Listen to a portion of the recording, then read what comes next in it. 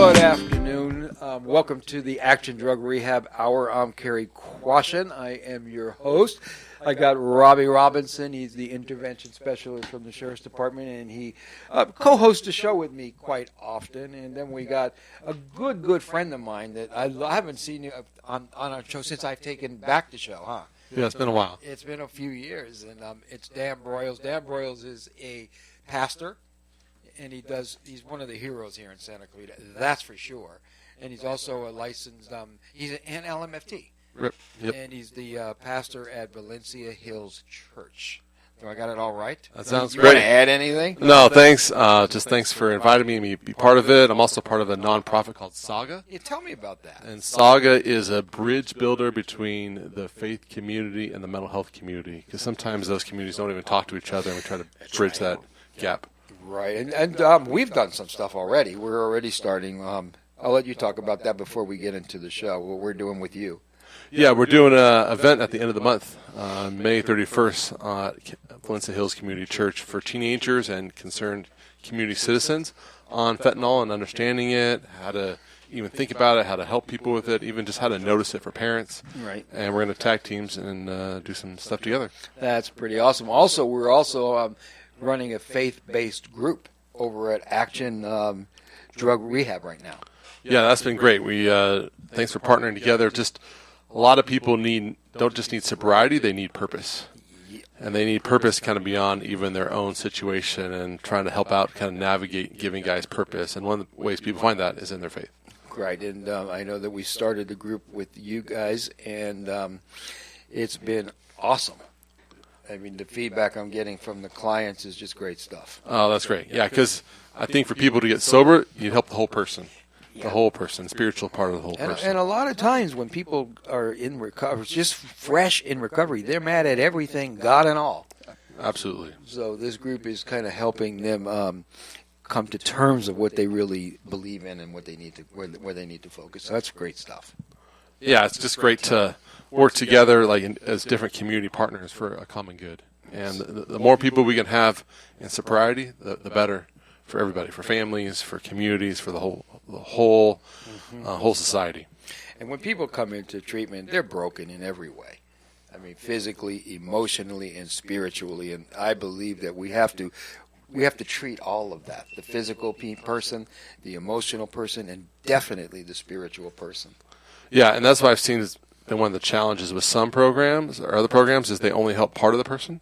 Right. When you only help maybe the trauma part of a person or only the emotional part, but not the whole person, there's such limitations to that approach because substance abuse addiction affects the whole person. It affects physiologically, the spiritual, the whole aspect of a person needs help and healing. Right. The only time people want to believe in anything is, God, please get me out of this one, and I'll never do it again. And that works for a minute. Yeah, and then they need a lot more. Yeah, right. God gets them out of it, and boom, they do it again. Yep. So what we're doing is really starting to help. So you know what? A couple things. Number one, I'm pretty upset today because I was hacked from Nigeria. They got my Facebook and they got my Instagram. I fixed the Facebook. I can't fix Instagram. So someone in Nigeria is me. Oh, man. So I'm really not real excited about that. But, you know, I was driving here this morning, and I got a couple text messages, and I showed you one. Miranda's mother, Linda, for instance, for an example. I did an intervention on Miranda, guys.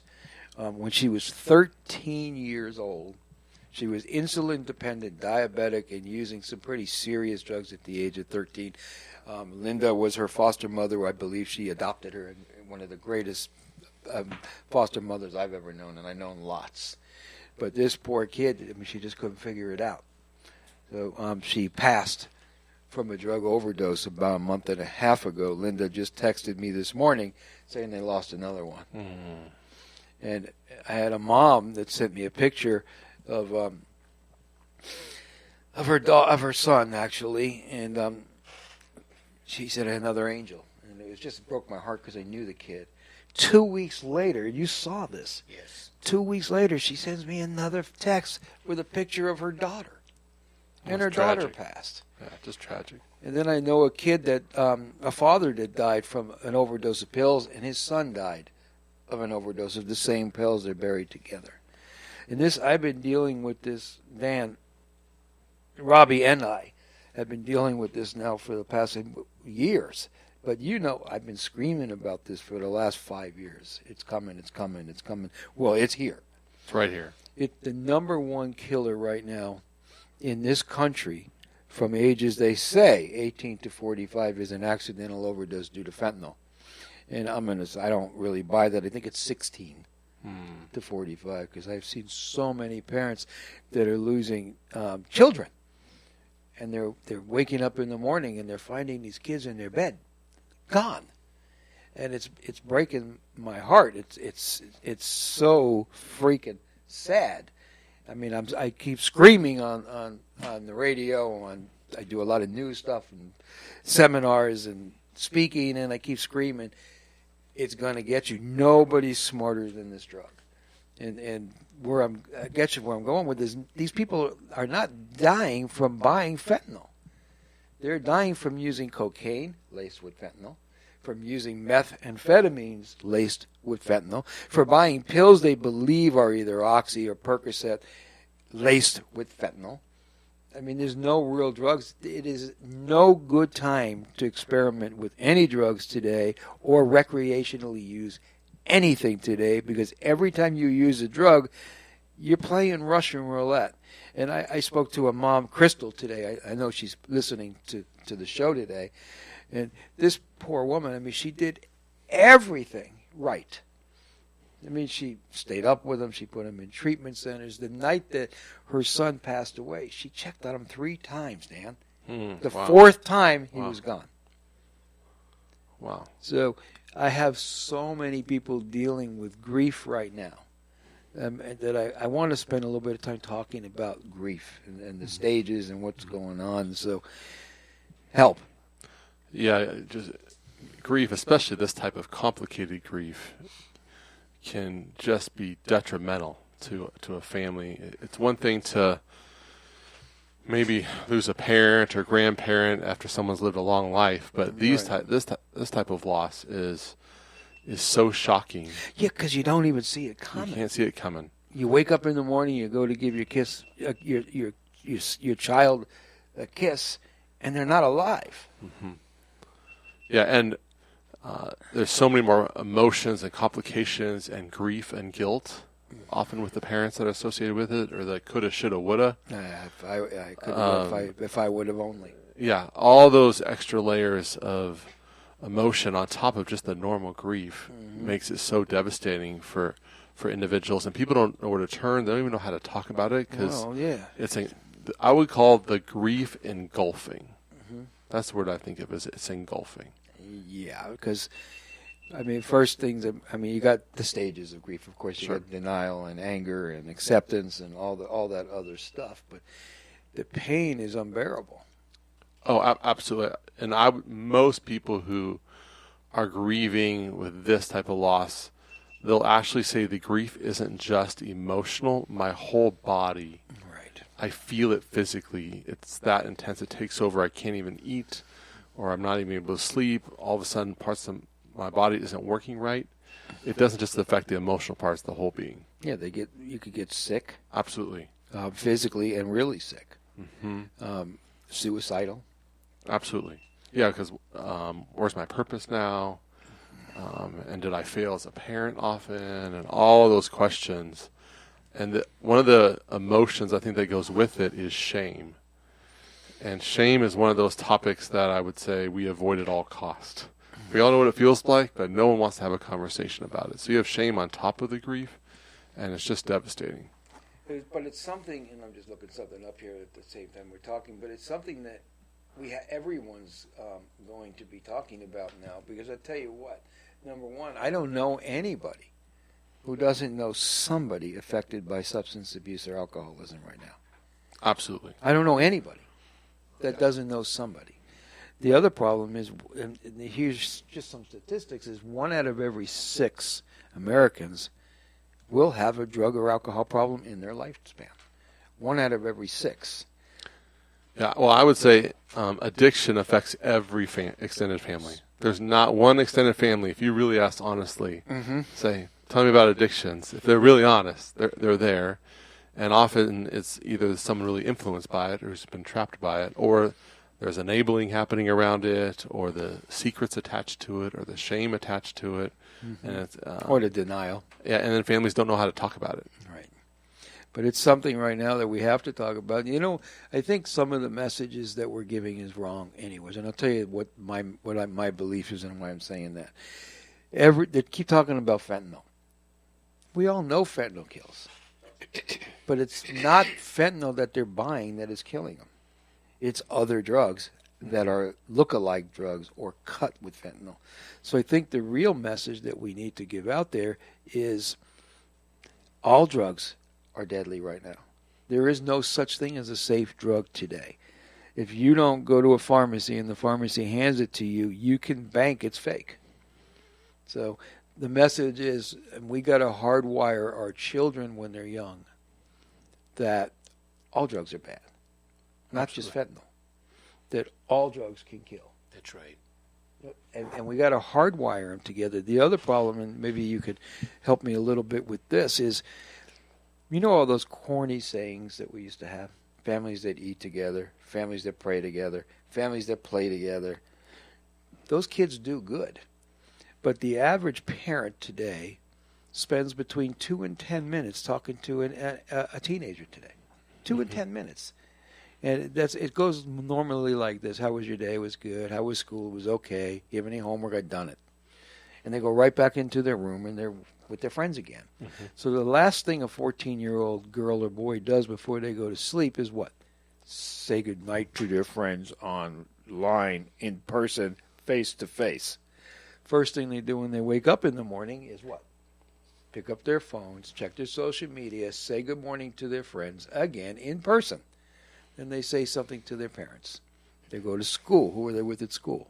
Their friends for, 6 or 8 hours. So they go to sleep with them, they wake up with them, they go to school with them, then they come home. In most homes, mom and dad are, if they're even living together, they're not home. So who's waiting for them? Their friends. Absolutely. So mom comes home, dad comes home and says, how was your day? It was good. What'd you do? Went to school. Did you have any homework? I've done it. Did you eat? I already ate. And they go back to their room and they're with their friends again. So these kids are connected to their friends, not their parents. Also, when you go to eat at a restaurant, everyone's on their phone. Moms are posting pictures of their hamburger, seeing how many likes they got. Dad's in space if he's there, and the kids are texting their friends. So they're not even eating together. They're not hanging out together. They're not going to church. They're not doing any of the stuff that we know they need to do. So what do we do? Yeah, because these teenagers need connection with their parents, not just connection with their friends. A teenager whose only connections with friends is danger. There's danger written all over that. Oh my, yes. They need connection. And one of the phrases that it started out in more as a marriage phrase, but I think it's great for all families. It started by the Gottmans, this phrase, bidding for connection. So if a teenager talks about some new video game coming out with the parent, and the parent just kind of rolls their eyes like another new game, that teenager is actually bidding to connect with that parent, but the parent, if they don't care about the topic, so they just dismiss it. But if the parent sees it as, wow, my child's actually trying to connect with me by telling me about this next video game, that will change the parent's perspective. But often in families, whether it's parent to child or marriage or whatever the relationship is, we only show interest if it's a topic that we're interested in versus showing interest because of who's telling me the information. And I think we as families, as parents too, we get lost in social media. I mean, it's one of the biggest addictions in the world right now is these phones. Absolutely. There's some interesting, also, you mentioned even the idea of church, and I come from a pastoral kind of perspective.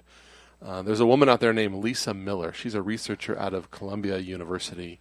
And she talks about how teenagers who have high levels of spirituality have far less drug use, far less anxiety, far less depression. And it's off the charts clear.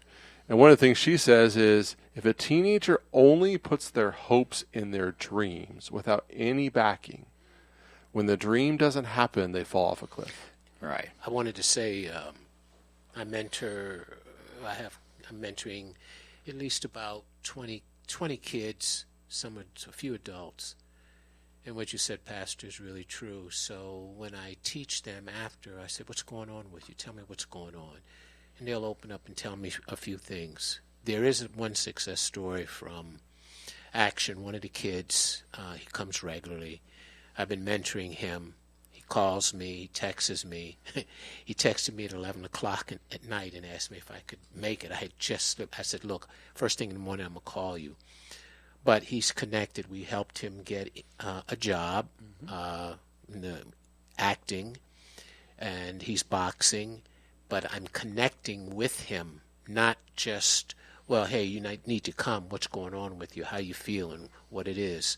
So he comes every week, and I'm seeing the progress in him because of the connection.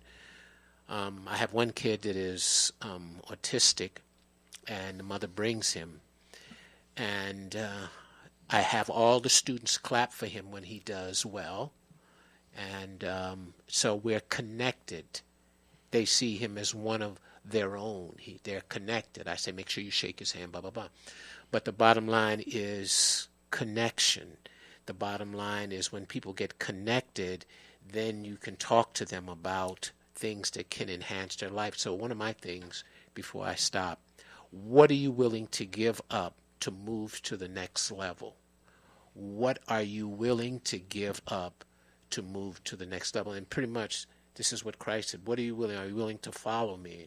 God says, are you willing to come to me? Draw close to God, he draws close to you. So my whole thing with my students is not everyone's going to be a great fighter, but to connect with them, to connect, to talk to them outside of just coming to box and train. Yeah, and I think young adults, teenagers, I'm all for education and information. That's really valuable. I'm not minimizing that at all. But they crave connection. Yes. I was just going to say that. They crave it. It's their way to feel alive, to have purpose. And the last few years with all the COVID stuff has just fueled the loneliness. Oh, man. Yeah. And so the loneliness research is off the charts. There was a research done that came out about it, I think 12 months ago, that said over 50% of Americans are significantly struggling with loneliness. I saw that. Yes. I mean, that statement was huge. Yeah. And when we are in a lonely place, we look for escapism. And this is where addictions can run rapid in the space of loneliness. Yeah. There's just I want to get back to grief, but not yet. There's 3 categories of children in my what I see. Category number 1, no matter what kind of a parent you are, you got a high-risk kid. They're going to do whatever they want to do, and good luck, that's going to be a challenge. That's actually the smallest group. Then there's the other group, which is the high achievers. And they know what they want to do. They want to be a pastor. They want to be a cop or a probation officer. They want to go into the military. They want to be a veterinarian. Right. They're going to do whatever it takes to get to that zone. Then the largest group, guys, listen to this, is guess what it is? It's the fence sitters. They're the ones that kind of follow the pack, follow the leader. Now, we were talking earlier, families that eat together, families that pray together, families that hang out and do things together. Those kids don't want to do anything to let their parents down. Or if they're involved with church or any of that, they don't want to let people down or God. Mm-hmm. But with the lack of parenting right now and spirituality, these kids get lost with what? 2 to 10 minutes? No, they're lost with their friends. So now, making their friends happy becomes more important than anything else. Their top goal. That's where we're losing our kids today. Well, this is why you see... Does that make sense? Makes a lot of sense, and this is why social media is so big, because everybody has to have, quote, a voice. Everybody has to have, quote, an opinion. Everybody wants to be seen in certain aspects. Now, it's good to connect with your family, and okay, but when you look at it a lot, everybody wants to be seen. They want to be bigger than life. Everyone becomes a legend of their own mind. And so with that, when you're doing this constantly and then you're not achieving the likes, that can cause loneliness, that can cause grief, that can cause depression. So when you put yourself out there like that, and you're not living up to the goals that you think, because now you're on Facebook and it doesn't materialize, then you start having other issues. Pastor? Yeah, one of the things I find is the need for what I would say boundaries. Yes. And what happens, I have this conversation all the time in more of kind of a pastoral counseling setting. I'll say, who in your world has too much power over your mood? Yes. Who in your world has too much power over your mood? And it's amazing what comes out what of in the world? What in this world has too much power? But it starts out with obviously the social media stuff or the friendship stuff.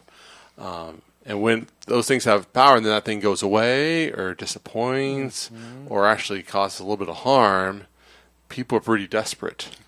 And what do they do next? Something that's going to make them feel better. Yeah. And if you think about it, here's proof. Let's say you have a 15-year-old. I'm sure a lot of parents that are listening have kids. Take their phone away for an hour. What happens? It's panic zone. Yeah, Anxiety. lose their mind. You don't have to take it away for a week. An hour is panic zone.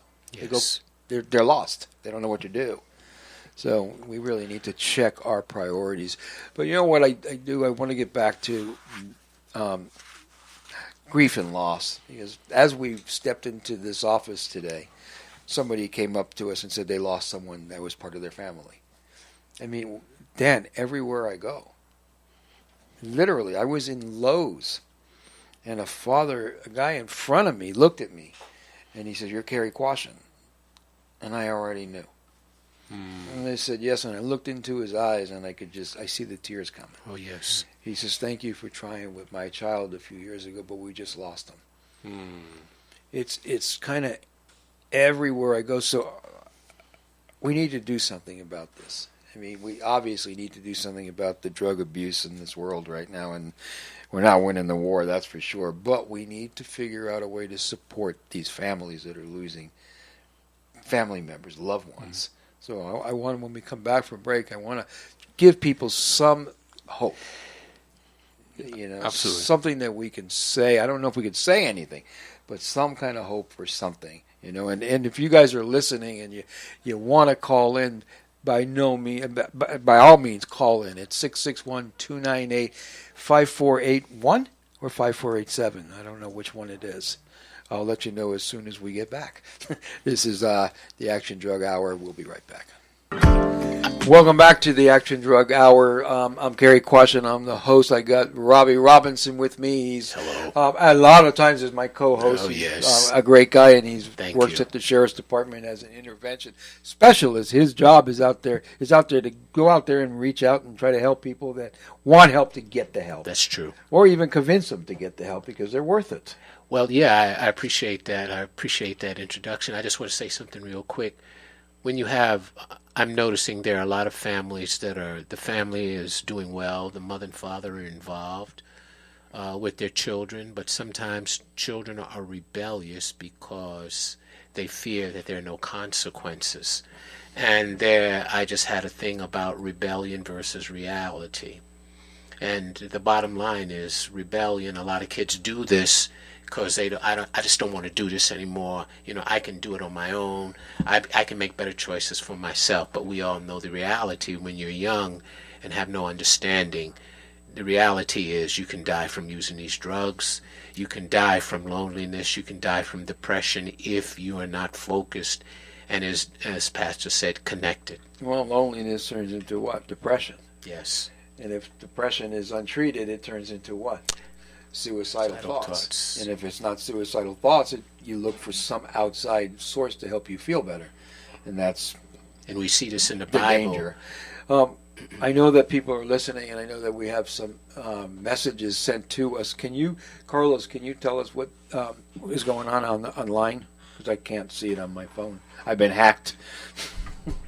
Yeah, so we have one comment that was just saying hi guys, and then in the same vein, she said, "I'm gonna die from a broken heart," and that was from a user named Crystal, I believe, Anzalone.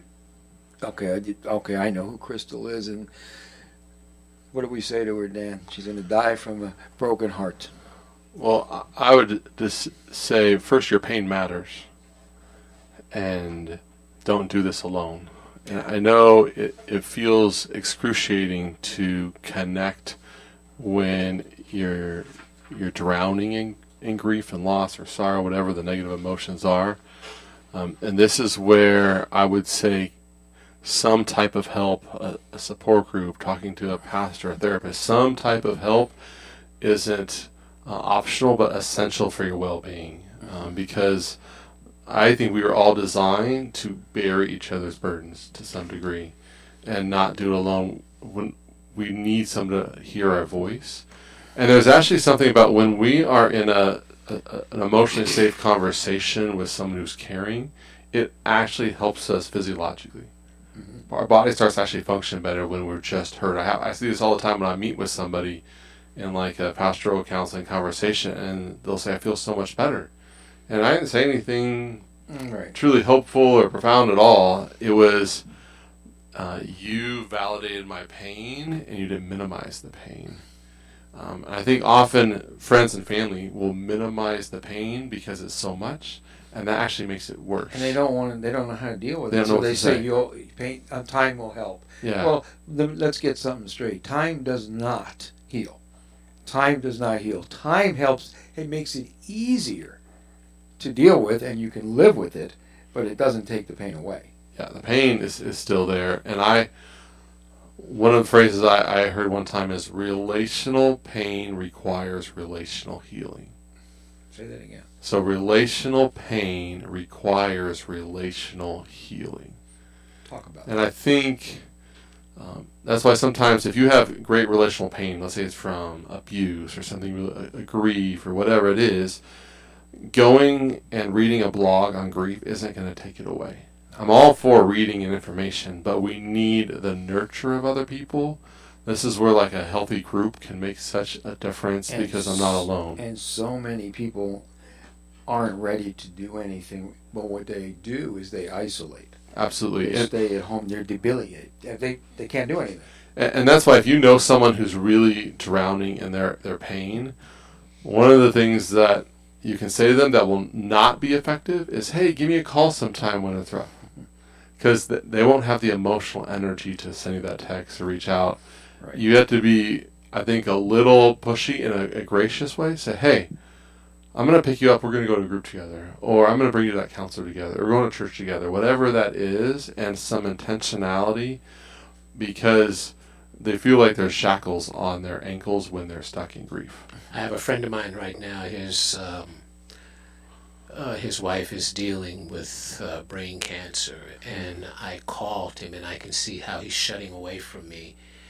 And I said, I'm going to come and see you. No, I'm good. It's okay. I'm overwhelmed. And so, but what I am going to do, I am going to go regardless. I'm going to go and see him down in Beverly Hills, and he's really a good guy.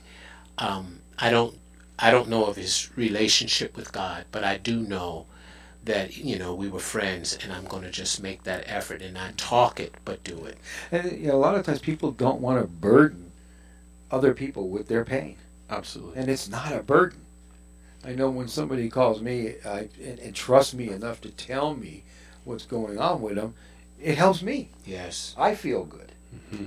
So it's not a burden. And there are people out there. Crystal, for instance, I love you, Crystal. I know you're listening. And you're awesome.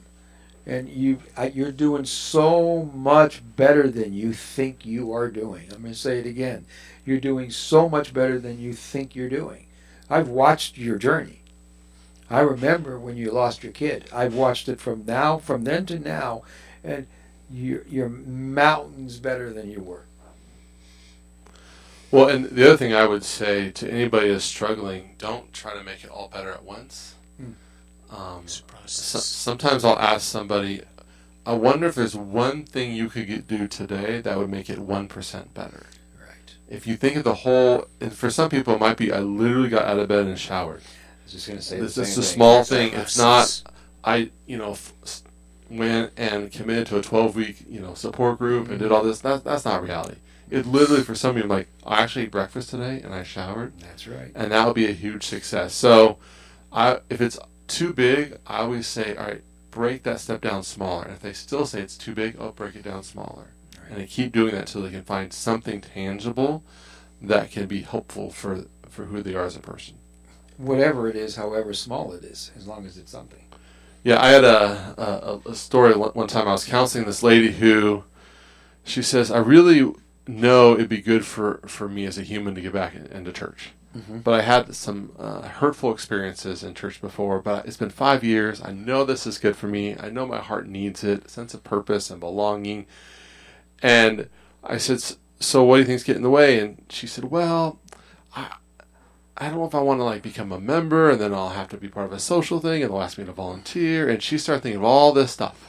Mm-hmm. And I said, well, all the reasons why not. Why not to, right? But all the reasons that are really good for her. And I just said to her, why don't you, sometime in the next few weeks, show up late to some church, show up late, go for a little bit, and then leave before it's over, and don't talk to anybody. And she goes, I think I'm going to go this Sunday. How cool. That's great. Because we broke it down. She thought of all these commitments and things you have to do and responsibilities, and you agree with the church or not, all this stuff. I went, no. She's like, can I do that? I'm like, absolutely can. Mm-hmm. You absolutely can. And she's like, okay, I think I can do this now. Yeah. If you look, Pastor, at people who have made a change, everything starts small. Mm-hmm. Even God starts small with you. And if he sees that you are interested and that you're willing to make a commitment, he starts moving bigger, and then after a while there's a big move, and you'll say, wow, over 4 or 5 years I see what's going on. And it's like that with addiction and these issues, as you said, both of you. It has to start small. And this is what happened with the kid that I'm training. Mm-hmm. I started speaking. He came and watched. I gave him a pair of gloves. He started coming. So now every time he wants to sit after class and talk with me. So it's now he's starting to get on his feet. And little things, small things are making it big. And I've learned this before we go on. Sometimes the smallest prayer will get the biggest result. Yeah, and I know, Cary, you've seen this all the time, is why don't you show up to a meeting once? Yeah, exactly. Right? Exactly. Just one time. I've told plenty of people in the community, whether it's seeing a counselor, a therapist, whoever, why don't you show up for 10 minutes? If you don't like it, you leave. Mm-hmm. And I've told people to come to my office, and they're really nervous because maybe they wanted to talk about a family secret, and the anxiety's off the charts. I said, in 10 minutes, if you're not happy, you can walk out my door, and there's no hard feelings. Right. And you just kind of take the pressure away. Mm-hmm. So I think this idea of perfectionism and controlling the outcome gets in the way of growth. Yes. Right. You know how many I've got? You know how many people call me or Facebook message me, if they can get a hold of me now with this hacking thing, but say, I want to thank you for what you've done, and that was 30 years ago, right? And I'm like, wow, that's really cool. How much time sober? Well, I got 3 years. It's like, so I guess what he's trying to say is 30 years ago you planted the seed. Mm-hmm. So.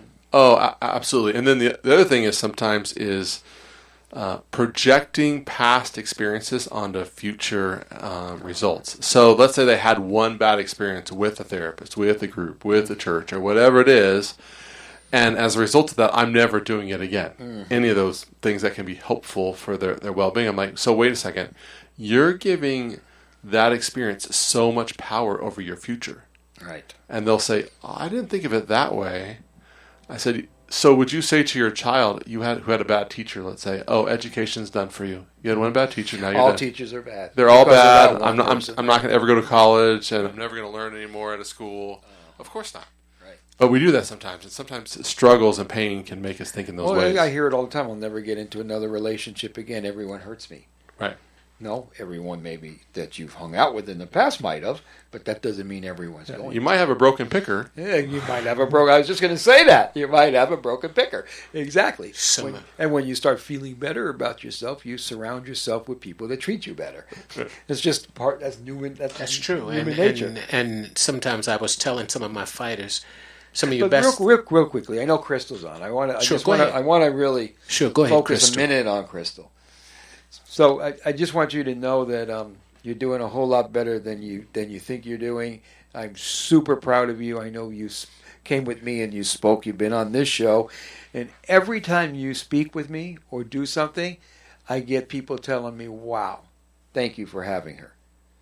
So not only are you doing better, but you're saving lives, and I want you to know that we appreciate you. So it sounds like, and I don't know, Crystal. You need to know Crystal. Crystal She's needs probably to a great get a hold person of to you. know. But it Seriously. sounds like you've seen her pain even be used for good. There's great good that's come out of her pain. I'm not trying to say it to minimize the pain, but there's good that's come out of the pain. Even more, I've seen her pain save lives. That's huge. I have, because when we speak or we do things like that, we don't know, but we're actually saving lives. We know when we lose people. That's right. Because we know. But if we're not losing them, we don't know that we had something to do with that. Crystal, you've had something to do with saving lives. I know that for sure. People have told me. So keep doing what you're doing. Dan, what's going on at the church that we can do to help people? Oh, give them something. Give them some information. What are you guys doing up there? Sure. We have ongoing groups that are open to the community. I think one of the misconceptions is groups that we do and other churches do this is that's only for like its members or only people that attend. And I would say our church and other churches provide groups, like a lot of churches have a grief share, Right. which we're starting one in August, and other churches have that. It's a great place for anybody who's lost someone to death. And grief shares across the country, actually. You can just like go on their website, put in a zip code, and find one in your community. So Grief Share. Grief share is called. And you guys are starting. We're going to do that, starting a daytime one in August. I know other churches are going to do some evening ones in the fall too. And Grief Share is a great program on just how to navigate the complications of grief. So that's one. We also have a ton of groups, some in person, some on Zoom. We have a group right now for grief for those who've lost someone to suicide called You're Not Alone. That means... Which is huge right now, especially after COVID. Oh, absolutely. Absolutely. And we have other groups. I'm leading one right now on Zoom called The Power of Secrets, How Family Secrets Affects People. Doing all sorts of other types of groups that we have something called Spiritual Care, how to help a friend who's in need, how to ask questions that draw them out, that's not judgmental. And these are always open to anybody, whether they come to our church or not. We just want to equip people to care better. So, because when people are connected, they just do better. That's right. And the best first line of help isn't a professional. It's not the professional pastor, therapist. It's actually the friends and family that know them already. And so these spiritual care classes, we offer them throughout the year. We start another whole series of them, an in-person and Zoom version in August. It's what do you say to that friend who's grieving? Or what do you say to that friend who just went through a divorce? Or what do you say to that friend who just lost their job? Because whether it's in everyday life or church life, people have said some hurtful things with good intentions. Right. And it hasn't been helpful. And so we want to equip people that how can you step into someone's pain? Because normally we want to avoid it because it's awkward, it's uncomfortable, and it produces anxiety in us. How do you step into it in a way that's really genuine and caring? Gotcha. Not one of those, hey, get over it. Yeah. Your life's so good. Or even like I hear faith-based Christian cliches, let go and let God. Or Right. These cliches that I would say really aren't helpful to people who are struggling. Right. Sometimes just an open ear will help, and a nice little pat on the back or a hug. Absolutely. Is what it takes. And actually, if you give too much information to someone who is in deep emotional pain, you'll actually increase their anxiety because they'll be flooded. Yes. Exactly. On that note, we're going to go ahead and take a break. We will be right back. Welcome back to the Action Drug Rehab Hour. I'm Cary Quashen. I'm your host. I've got Robbie Robinson and Pastor Dan Broyles with me. And you know what? We've been talking about grief, grief recovery, different types of grief and pain, and all that stuff. We got about 8 minutes left. I'm handing it to you, but I am going to apologize. I know people have been calling my cell trying to call in, but I apologize for not being able to answer it. Dan, you are on. Well, first, I would say in our current culture, you'll hear a phrase when someone is not showing much emotion in their grief as being strong. Oh, they're being so strong, which often that means in today's world they're being numb to their pain. What's the first stage of grief? Denial. Absolutely. So it's interesting how we relationally reward those who stuff their pain. Oh, they're so strong. Which is an interesting phrase, which really means they're avoiding some of the emotions that need to be addressed. And I've done a lot of counseling over the years, and I've never heard the following. I just stuffed all my layers of grief, and now I'm better. Mm-hmm. I've never heard that story. I've heard lots of stories, but never that one. When you shove that pain down inside, what's going to happen eventually? Yeah, it's like trying to keep a beach ball underwater forever. Exactly. It's going to come out somehow. And so one of the best ways to have some healing from grief is to face the grief. And that is so counterintuitive because it's so painful. But to face the grief, especially to do it with somebody or with a group or with that best friend, is essential, because grief that is not dealt with, not processed, will always find its way to the surface. Always. And most of the time in some pretty seriously negative ways. Oh, and for some people, it's literally their health. Mm-hmm. I've talked to some people who have autoimmune issues, and I'm like, oh, tell me about some of your pain and loss, and they're like, well, there's this, but I'm fine. And the body can't lie to us. We can lie to our brains can lie to us, but our bodies don't lie. Sometimes when it's a sign that something needs attention. I always say, listen to your body; it will talk. Yeah, always. Absolutely. Yeah. There's also different kinds of grief. Absolutely. I mean, it's not. Yeah, it's not just death. There's so many different types of losses. Anywhere from. Just think of that. Let's say you have a 60-year-old who is excited he gets to retire, but then has a stroke and can no longer do some of the physical activities that he was hoping to do in his retirement age. And now let's say his partner or spouse is now a little bit of a caregiving role too. Right. But actually, both of those people are grieving. Mm-hmm. There's grief and loss going on, both for his physical condition and maybe the trips they were going to take on, now they're not going to. Right. There's grief and loss there. There's going to be grief and loss in someone's role. Mm-hmm. So I have two teenagers. One's getting ready to go off to college here in the fall, which I'm excited about, but there's going to be grief. Of course. Thanks. Excited, but there's also grief and loss. That's right. In how roles change. Even there's grief and loss when people move. Mm-hmm. There's grief and loss, I would say, with a dream that has died. That's a big one. That's a huge. There could be a whole show on that one. Because all of a sudden your purpose is what you've been living for is not there anymore. One of the phrases that keep coming up in my office is, I sense such grief and loss about what you thought life would be like at this stage of your life. Right. I'll say, if I had met you 20 years ago and said, here's where you're at in 2023, and there's just tears.